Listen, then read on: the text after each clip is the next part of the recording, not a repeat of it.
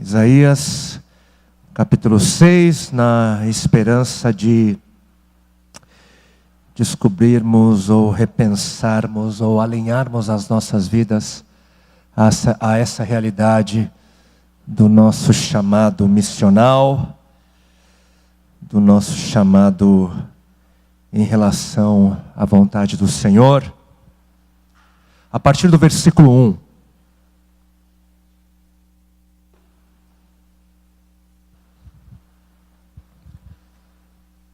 Assim nós lemos na sua palavra. No ano em que o rei Uzias morreu, eu vi o Senhor assentado num trono alto e exaltado. E a aba de sua veste enchia o templo. Acima dele estavam serafins, cada um deles tinha 6 asas. Com 2 cobriam o rosto, com 2 cobriam os pés e com 2 voavam. E proclamavam uns aos outros: Santo, Santo, Santo é o Senhor dos exércitos, a terra inteira está cheia da sua glória. Ao som das suas vozes, os batentes das portas tremeram e o templo ficou cheio de fumaça. Então gritei: ai de mim! Estou perdido, pois sou um homem de lábios impuros e vivo no meio de um povo de lábios impuros. E os meus olhos viram o Rei, o Senhor dos exércitos. Então um dos serafins voou até mim, trazendo uma brasa viva que havia tirado do altar com uma tenaz. Com ela tocou a minha boca e disse: veja, isto tocou os seus lábios, por isso a sua culpa será removida e o seu pecado será perdoado. Então ouvi a voz do Senhor conclamando: a quem enviarei? Quem irá por nós? E eu respondi: eis-me aqui, envia-me a mim. Eis-me aqui, eis-nos aqui, Senhor. Eis-nos aqui, envia-nos, Senhor. Dizemos sim, temos ouvidos para ouvir, os nossos corações, a nossa mente está pronta, Senhor, para ouvir a Tua voz, para ouvir a Tua conclamação, a Tua palavra, em nome e para a glória de Cristo Jesus. Amém. Amém. Amém. O nosso Deus, o Deus revelado nas Escrituras, é o Deus que envia. Ele é o Deus que tem agido na história por meio do envio. Nós percebemos no passado Deus enviando Abraão, o nosso pai na fé, fazendo com que ele saísse de um ambiente familiar, deixando a sua parentela para uma terra estranha, por conta de uma palavra. Nós vamos ver no passado Deus também enviando a Moisés, tirando também ele do conforto de uma vida pacata, tranquila. Na época Moisés, ele era pastor de ovelhas, e por 40 anos ele havia vivido naquela condição. E interessantemente, na época, Moisés, ele que vivia ali na terra de Midian, ele tinha 80 anos de idade, e foi então enviado para o Egito a fim de falar com o faraó. Nós conhecemos a história, em favor do povo que era oprimido. 80 anos, então, tinha Moisés quando ele foi enviado pelo Senhor, ou seja, nunca é tarde para ser chamado, para começar algo novo, para realizar uma missão no Senhor. Deus enviou, como nós aprendemos através do profeta Jeremias, os seus servos, todos os dias, a fim de falarem com o povo de Deus, para fazer com que o coração de Deus fosse entendido.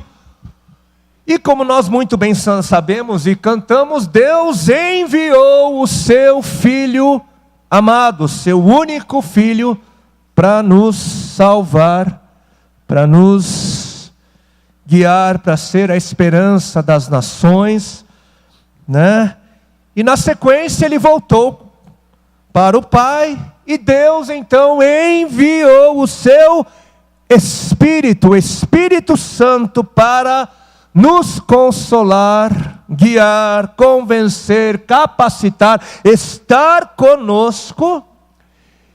E por fim, Deus enviou e continua a enviar a igreja, o seu povo, o povo de Deus. Ele continua a enviar os seus filhos, continua a enviar o seu povo para amar e servir aqueles que estão perto, amar e servir aqueles que estão um pouco mais adiante, até os confins da terra.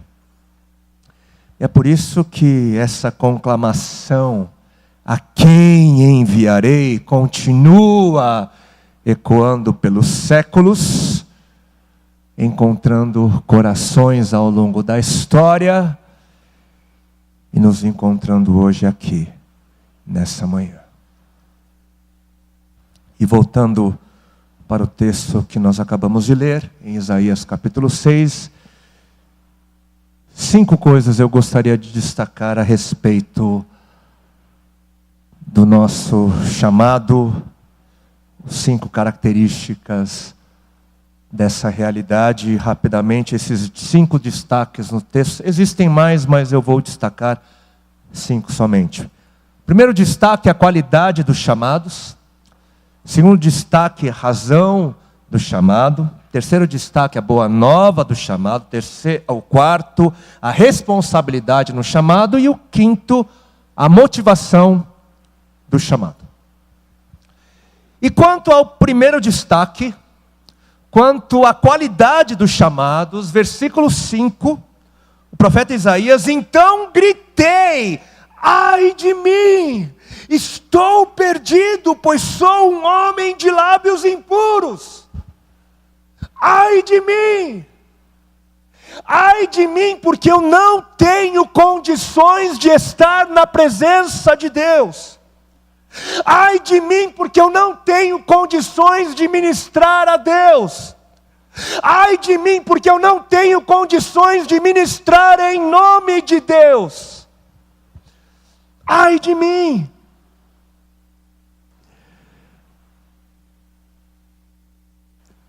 É essa a qualidade daqueles a quem o Senhor chama. É esse o tipo de gente a quem Deus chama.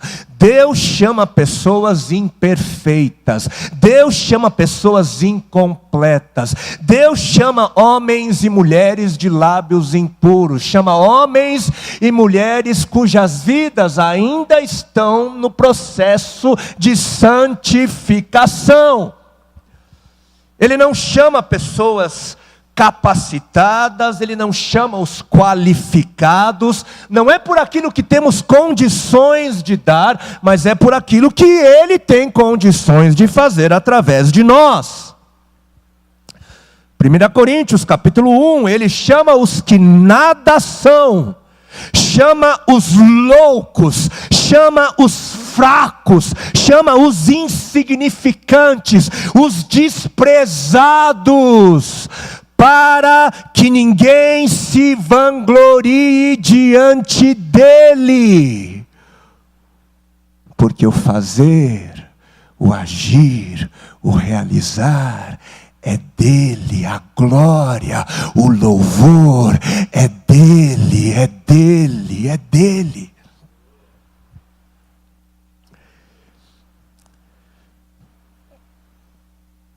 Pouca gente sabe isso sobre o meu passado, mas nada no meu passado diria que eu seria um comunicador. Nada no meu passado diria que teria momentos em que eu estaria diante de milhões de pessoas, literalmente. Centenas de milhares, dezenas de milhares. Eu vivi num ambiente muito solitário, extremamente tímido. Minha cultura é naturalmente mais reservada, mas para mim 2 pessoas era uma multidão. Filho de uma refugiada norte-coreana. E vivendo toda essa improbabilidade, que vivemos hoje. Eu não sei se você se sente incapaz. Eu não sei se você se sente indigno, ou pequena demais para o chamado, mas saiba que é esse justamente. Se você se sente inadequado, indigno ou indigna, é esse justamente um dos critérios de Deus para escolher alguém. Ele escolhe pessoas sem autossuficiência, inadequadas. Então, se você se sente indigno, se você se sente indigna, parabéns. Você foi escolhido. Você foi escolhida. Destaque número 2. A razão do chamado, ou possivelmente uma das razões do chamado. Versículo 5. Então gritei: ai de mim, estou perdido, pois sou um homem de lábios impuros e vivo no meio de um povo de lábios impuros. Ai de mim, eu estou perdido assim como este mundo ao meu redor está. Ai de mim, porque existe algo de muito real em Deus que precisa ser conhecido. Ai de mim, porque existe algo que a cruz revela para a humanidade. E o que a cruz revela para a humanidade é que Deus é terrível em sua justiça. Ai de mim, porque a ira de Deus é algo real. Ai de mim, porque Deus não é como aquela figura de um idoso doce, de cabelos grisalhos, sentado num trono e achando tudo bonitinho o que vê. Ho, ho, ho. Ai de mim, porque Deus não é Papai Noel.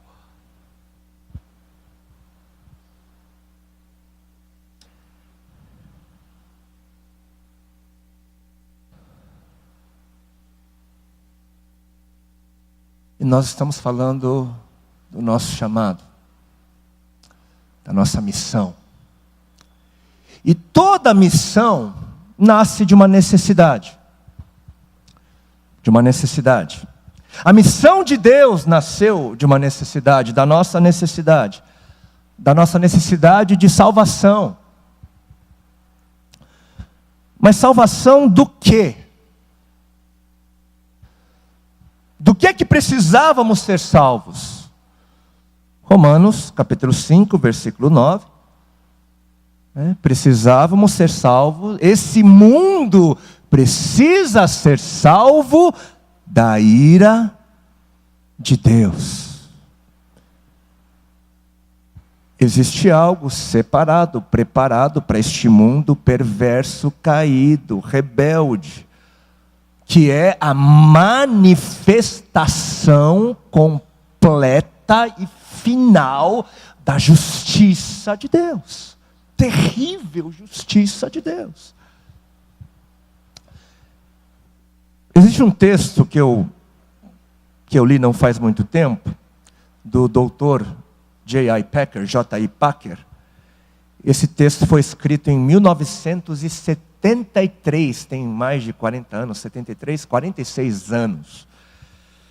Ele é um um grande, né, teólogo, né, mestre dos mestres, ali da América do Norte.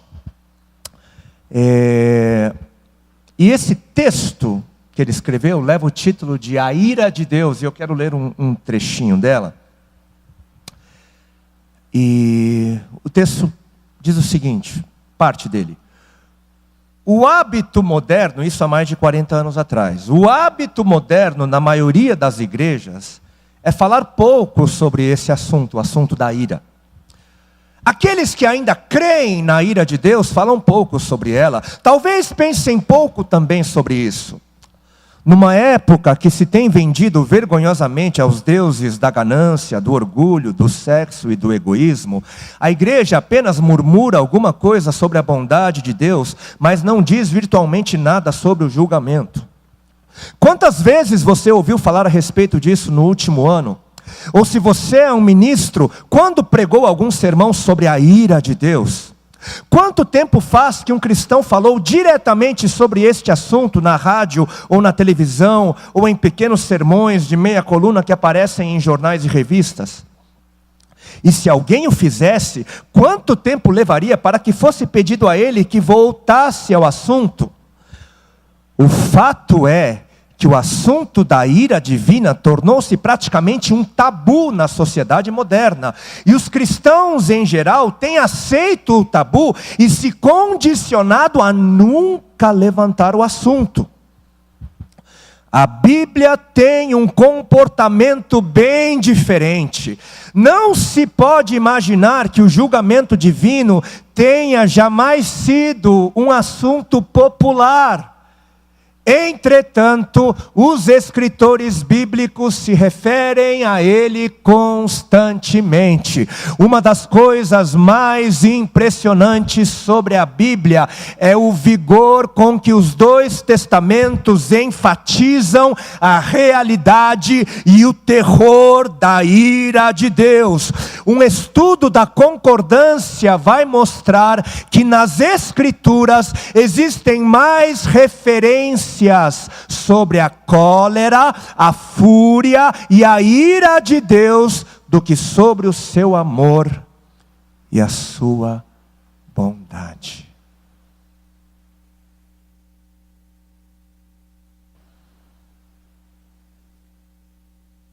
Até aqui.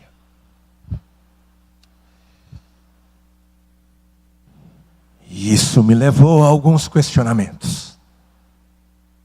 E um dos questionamentos, uma das perguntas que eu fui levado a fazer a mim mesmo foi: será que a revelação de Deus em minhas pregações, será que a revelação de Deus nas pregações que o mundo tem ouvido, tem feito as pessoas gritarem: ai de mim, ai de mim, estou perdido, sou pecador? É isso o que as nossas pregações têm gerado nos corações dos pecadores?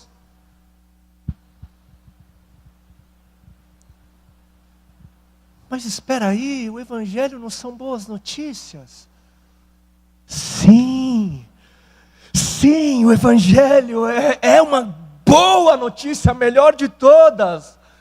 Mas uma boa notícia, até uma boa notícia, precisa de um contexto, precisa de um ambiente. O ambiente é que faz com que uma notícia seja percebida como boa, ou mais ou menos.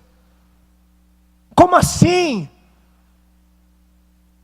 Imaginem, se eu aqui, hoje, anunciasse água limpa para beber.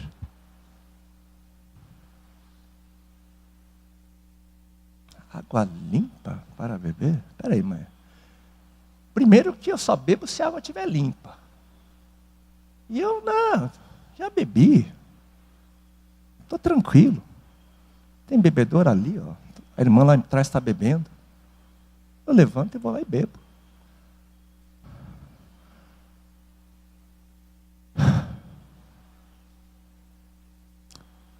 No primeiro ano em que o Senhor nos levou para o sertão do Piauí, em 2013, nós fomos levados para uma comunidade onde fazia 5 anos que não chovia naquela região. E nós entrevistamos uma família, e a mãe daquela casa disse para nós o seguinte, que o maior medo deles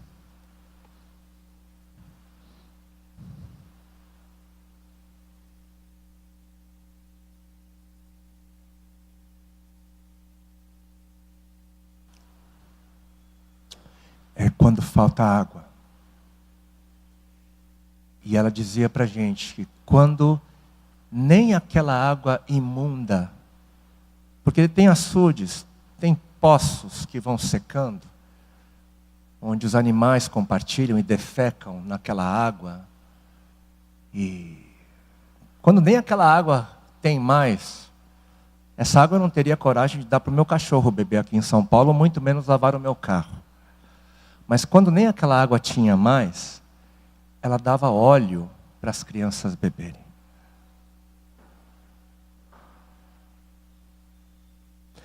Se naquele ambiente eu levantasse para anunciar água para beber, sequer limpa, vocês podem perceber, vocês podem ter certeza que a notícia ia ser percebida de outra maneira. E é por isso que sem essa visão clara de quem Ele é por isso que sem entendermos de quem precisamos ser salvos, sem entendermos a santidade, a majestade, a justiça, toda a consequência do nosso pecado, dificilmente nós vamos ver pessoas entusiasmadas com as boas notícias. Jesus te ama. Obrigado. Obrigado. Claro que Jesus me ama. Não faço mal para ninguém, não mato, não roubo, sou uma boa pessoa. Não que isso não seja verdadeiro. A graça, o amor, a bondade de Deus precisam estar dentro do contexto maior. De todo o ambiente da realidade de Deus, da santidade, da majestade, da justiça, senão o mundo não vai dar valor às boas notícias do Evangelho. E o terceiro destaque é a própria boa nova, a boa notícia, versículo 7. Por isso o quê? São homens de lábios impuros. O anjo vai lá, pega a brasa e toca no lábio do profeta pecador, do Isaías, por algo que não veio dele, por algo que não nasceu nele, por algo que partiu dos céus, por iniciativa dos céus, por algo que não teve nada a ver com ele. Por isso a sua culpa será removida e o seu pecado será perdoado. Ei, mundo, nós somos pecadores, estamos perdidos. Deus é santo e justo, e a sua justiça trará juízo terrível sobre nós. Ai de nós, estamos perdidos. Mas existem boas notícias. Existem boas notícias. Deus justifica o ímpio. Deus encontrou um meio. Ele providenciou um meio para que a nossa culpa fosse removida e o nosso pecado fosse perdoado. Ele enviou o seu Filho para ser pecado no meu e no seu lugar, e derramou toda a sua ira nele, para que ele não tivesse que derramar a sua ira sobre nós. As notícias são boas. Percebem como as notícias já soam diferente? O quarto destaque, a responsabilidade no chamado. Versículo 8. Então ouvi a voz do Senhor conclamando, bradando em alta voz: quem enviarei? Quem irá por nós? Por conta das características da missão, por conta do caráter do chamado, nesse brado, nessa conclamação do Senhor, a quem enviarei, é possível notar implícito, é possível notar incluso a noção, a percepção de que haveria um alto preço a se pagar pelo cumprimento da missão. Implícito nessa conclamação, é possível perceber esse alto preço. A quem enviarei? Quem irá? Abraão abandonou o conforto de uma vida habitual, familiar. Moisés deixou a vida pacata. Os profetas, eles viviam a angústia de ver e sentir aquilo que Deus via e sentia. Jesus, o Filho de Deus, enviado, encarnado, foi humilhado, castigado, crucificado e morto. Os apóstolos e os heróis da fé do passado foram perseguidos, torturados, lançados aos leões, esquartejados, presos, martirizados, e a coisa não é muito diferente em muitos lugares do mundo ainda hoje. Existe um preço, existe um alto preço pelo cumprimento da missão. Quem irá? Quem diz sim? Quem ousaria pagar um preço assim?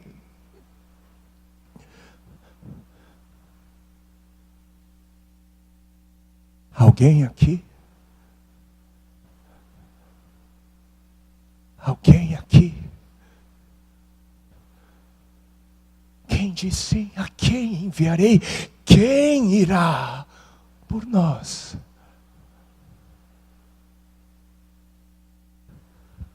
Porque dos tempos de Adão até os dias de hoje, o Senhor tem escrito a sua história de redenção, de esperança, através daqueles que têm dito: eis-me aqui. Uma nova história, um novo capítulo só vai poder ser escrito se alguém se manifestar e dizer: eis-me aqui.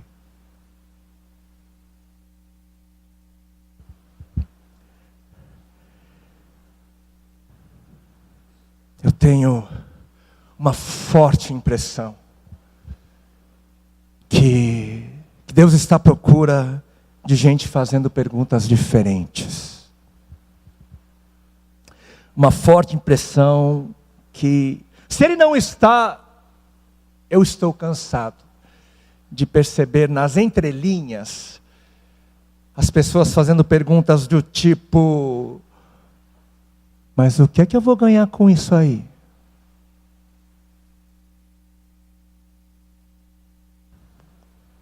Quais que vão ser aí os benefícios? Que vantagem tem para mim nisso daí? Não, porque eu preciso seguir alimentando a fome do meu egoísmo, do meu individualismo. Eu creio que Deus está à procura de gente diferente, de pessoas que entenderam que Deus nos abençoa para que possamos abençoar.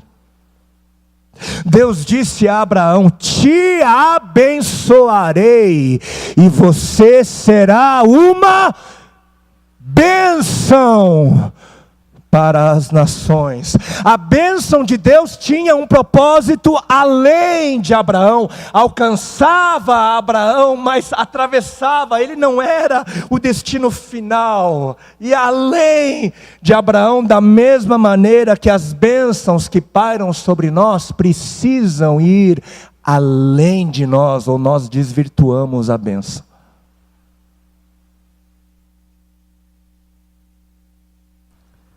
Deus nos abençoa para que sejamos uma bênção. E queridos, não nos é possível ser uma bênção sem estarmos dispostos a perder algo. Não nos é possível ser uma bênção sem a disposição de sair no prejuízo, sem a disposição de sair de mãos vazias.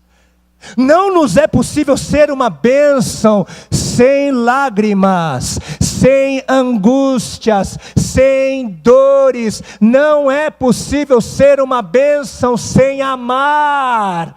Não é possível ser uma bênção sem carregar a nossa cruz.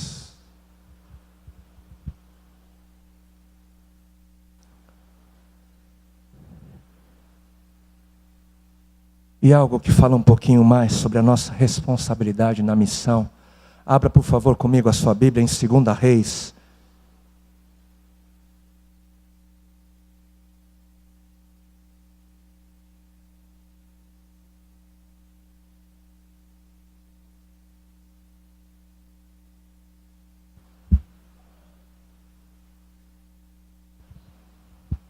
Segunda Reis, capítulo 13.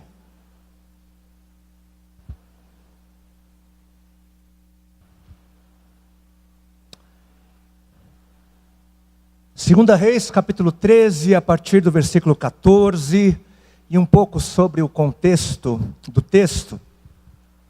Naqueles dias, a nação de Israel era oprimida pela Síria, e o grande profeta Eliseu, ele estava enfermo, e a sua hora de partir estava chegando.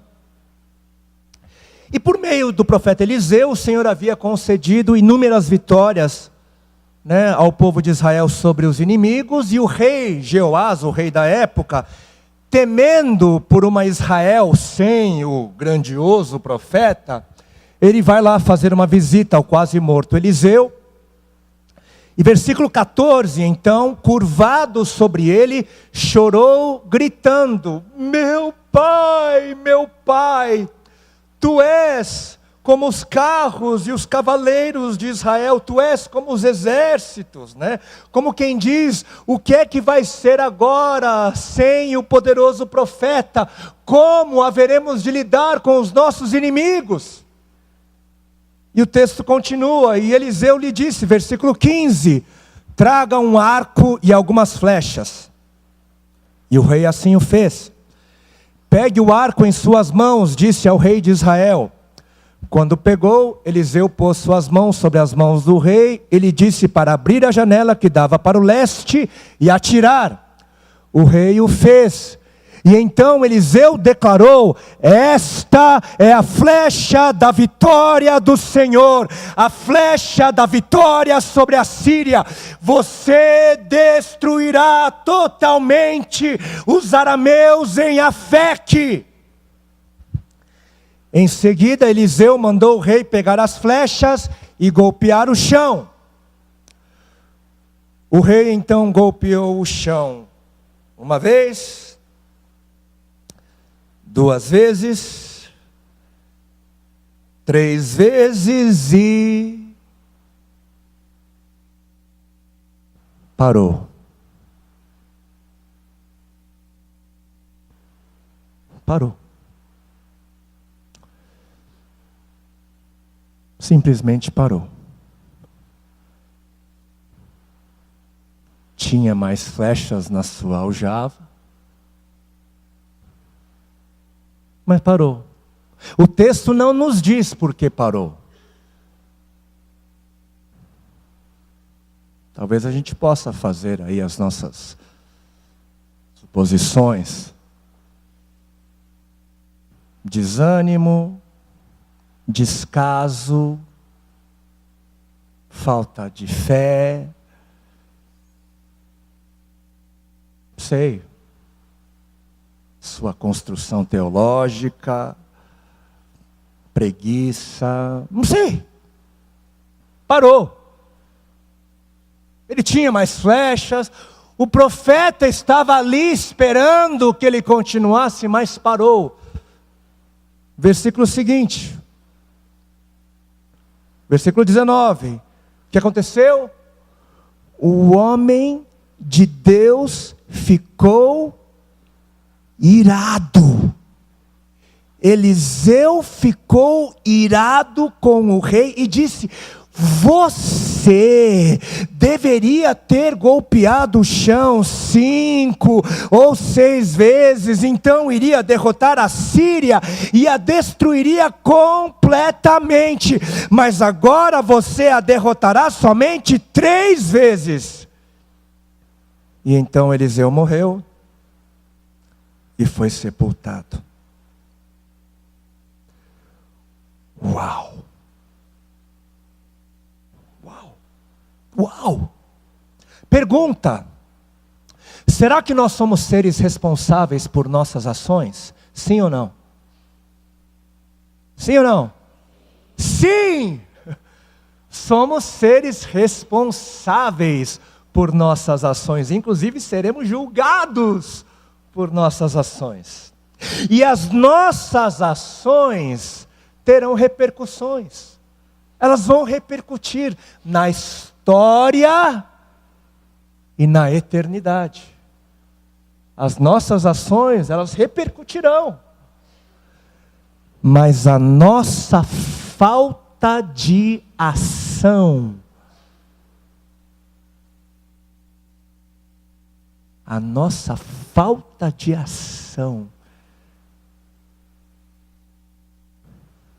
não trará repercussão alguma.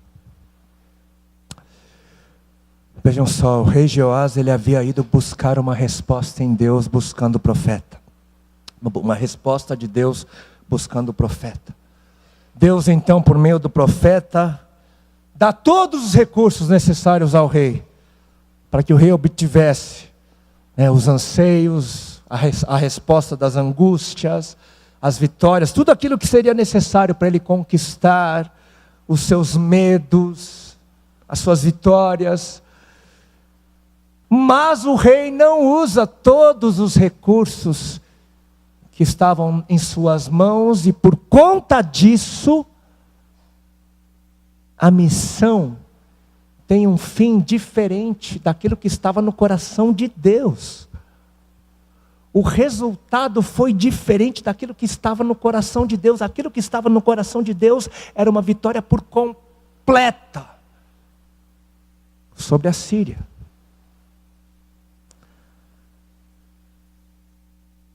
Mas pelo menos foram 3 vitórias. Né? Mas poxa, pelo menos foram 3. Tá certo, eu não fui até o final, eu não obedeci completamente, não usei todos os recursos, mas pelo menos foram 3 vitórias. Só que se nós acompanharmos a narrativa bíblica, os acontecimentos posteriores, o que acontece? Porque a Síria não é destruída, ela se reergue. E o que acontece tempos depois? O cativeiro sírio, Israel é levada cativa. A falta de ação trouxe resultados diferentes.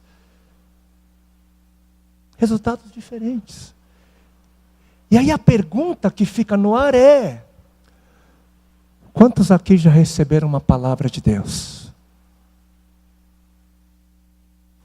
De um profeta? Do púlpito? Do Espírito Santo lendo uma palavra? O que é que você fez com essa palavra?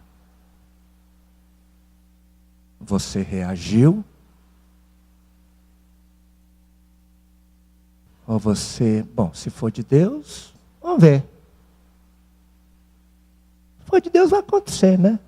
Vou ficar aqui. Aquele profeta Eliseu estava na carne, aquele é falso profeta. Eis a flecha da vitória contra a Síria. Aí, cativo.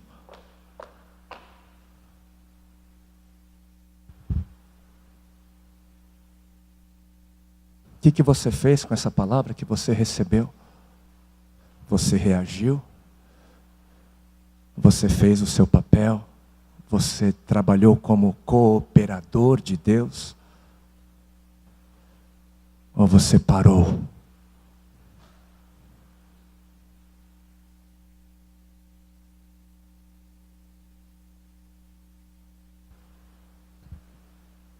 Sobre quem está a responsabilidade de alcançar as nações? Sobre quem está a responsabilidade de alcançar esse bairro? Sobre quem está a responsabilidade de alcançar os seus familiares, seus círculos de amigos? Sobre mim? Sobre o pastor dessa igreja, os pastores, sobre os ministros de louvor, sobre os anjos? Novamente, dos tempos de Adão até os dias de hoje, o Senhor tem escrito a sua história de redenção, de novos começos, de salvação, de esperança, através daqueles que têm reagido, agido, correspondido, vivendo o eis-me aqui.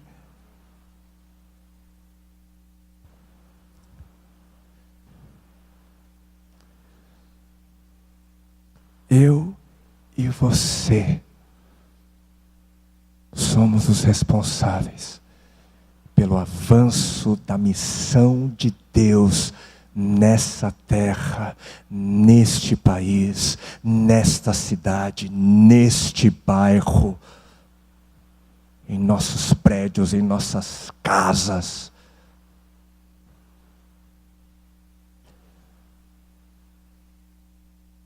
E o quinto e último destaque: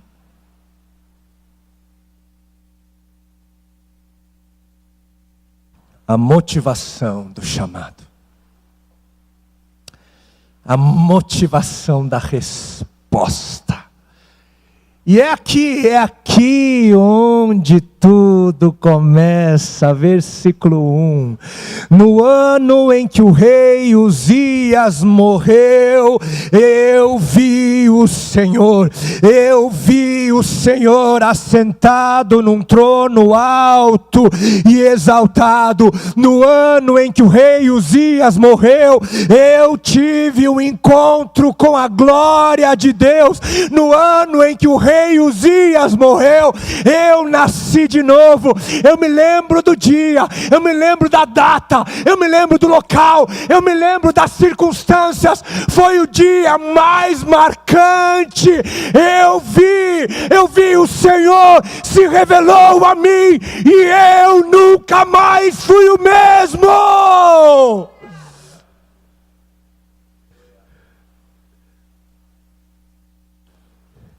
Eu nunca mais fui o mesmo.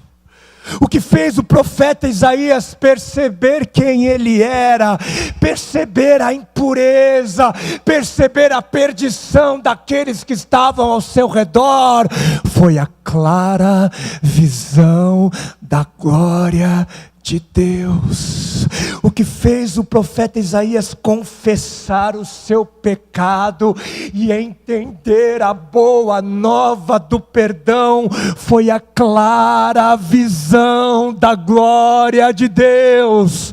O que fez o profeta responder: eis-me aqui, envia-me a mim, custe o que custar, envia-me a mim. O que fez ele responder como respondeu foi a clara visão da glória de Deus, foi a revelação de Deus que o levou a responder como ele respondeu.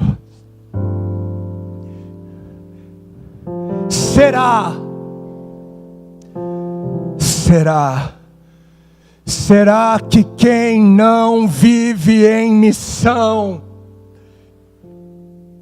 percebeu quem Deus é? Será que quem não vive em missão tem buscado conhecer a Deus? Será que quem não vive em missão, será que quem pensa mais nos seus interesses, será que quem pensa mais no que pode levar dessa vida, será que quem não está disposto a perder algo para que outros vivam, viram a glória de Deus, estão vendo quem Deus é? Será? Curve a sua cabeça, feche seus olhos, se isso te ajudar, e se perceba diante daquele que de eternidade em eternidade santo, santo, santo, santo é.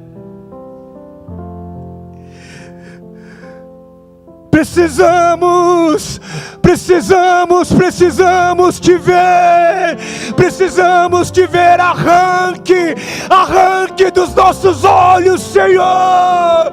Tende misericórdia, tende compaixão de nós.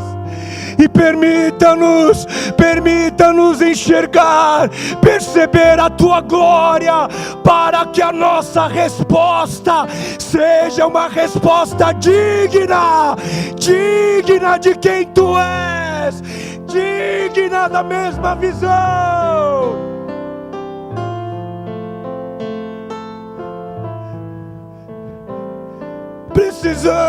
Precisamos te ver, Senhor.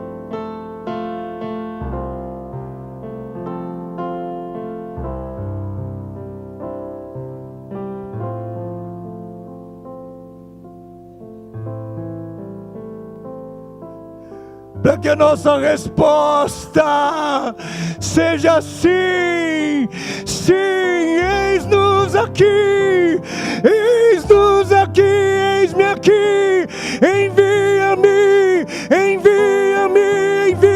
eu digo sim, eu digo sim. Para que a luz possa surgir onde as trevas têm reinado, para que a morte dê lugar à vida, para que o choro dê lugar ao riso, à festa, para que o desespero seja silenciado pela voz, o som da esperança, para que o descaso conheça o amor e se renda, se dobre, se proste, para que o órfão e a viúva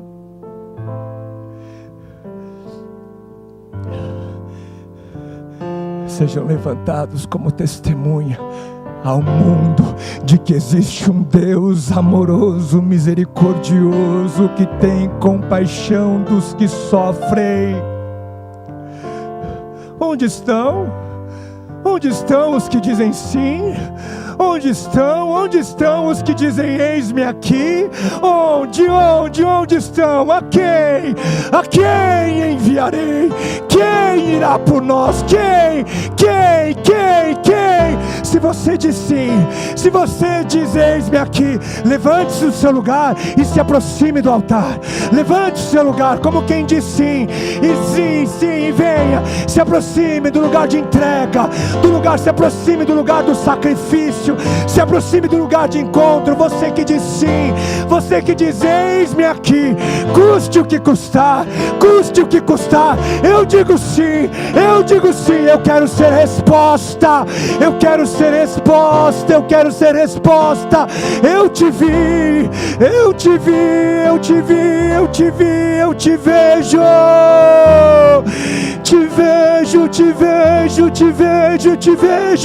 e porque eu te vejo, eu preciso dizer: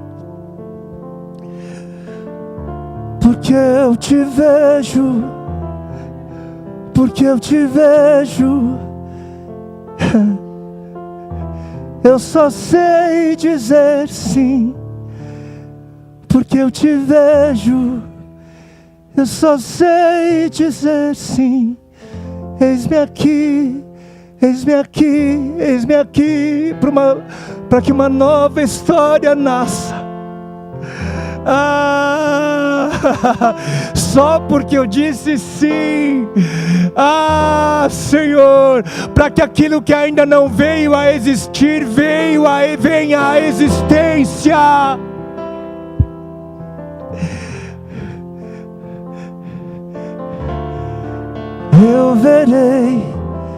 Eu verei o sorriso, eu verei a alegria, eu verei a celebração, uma nova história, um novo capítulo. Indigno eu sou, insuficiente eu sou. Tu és a minha suficiência, Senhor. Tu és mais que o bastante, Senhor. Tu és o meu transbordar. E não é confiando na força do meu braço, não é confiando naquilo que eu tenho para dar, mas é confiante na abundância da casa do Pai. Eis-me aqui, eis-me aqui, eis-me aqui. E a você que diz sim, seja mais uma vez lembrado, seja mais uma vez lembrada das palavras de Cristo, quando Ele declarou que as portas do inferno não haveriam de prevalecer contra a igreja. Ele declarou que as portas do inferno não haveriam de prevalecer contra a igreja. Mas eu não sei se é porque nós somos constantemente afligidos, eu não sei se é porque nós somos constantemente testados. Muitos acabam adotando uma postura defensiva e acabam entendendo que o que o Senhor na verdade disse foi que o inferno não prevaleceria contra as portas da igreja. Mas não foi isso que Ele disse, não foi isso que Ele disse. Ele disse que as portas do inferno não prevaleceriam contra a igreja. Porque o que são portas? Portas não são instrumentos ofensivos, portas não são armas de ataque. ataque.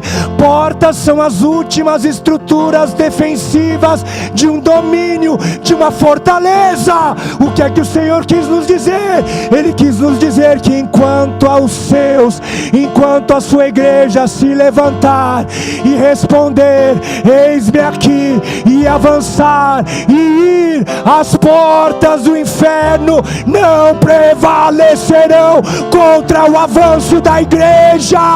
As portas do inferno não prevalecerão contra o avanço da igreja. As portas do inferno não prevalecerão na sua casa. As portas do inferno não prevalecerão no Ipiranga. As portas do inferno não prevalecerão no sertão do Nordeste. As portas do inferno não prevalecerão onde 2, 3 ou mais estiverem reunidos no seu nome e eles se levantarem como resposta fiel de Deus. Por isso ide, por isso não temas, não tenha medo. As portas do inferno não prevalecerão.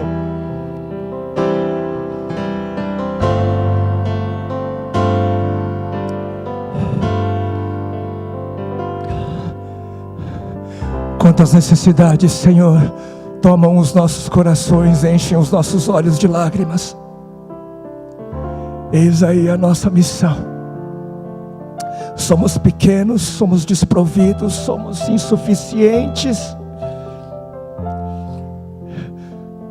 Por isso dependemos de Ti, Espírito Santo. Tu és a nossa riqueza. Tu és aquele, Tu és tudo que precisamos, Senhor. A história tem nos mostrado. Temos tudo o que precisamos, Senhor. Por isso vamos em ousadia, em ousadia, em ousadia.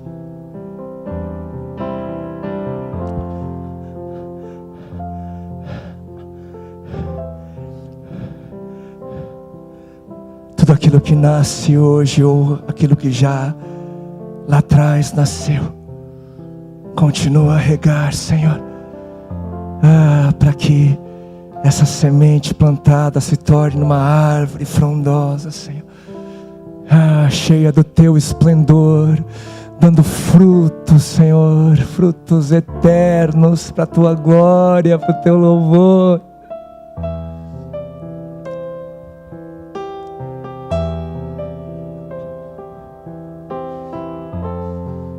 E se existem, Senhor, no nosso meio, aqueles que vieram a este lugar sem entender muita coisa, mas hoje o Senhor falou algo aos seus corações. Continua, Senhor, a trabalhar, continua a agir, continua a bradar, a insistir, convencendo o Senhor, sim, que o Senhor é santo, santo, santo, terrível em justiça e majestade, mas terrivelmente amoroso, gracioso, paterno, bondoso.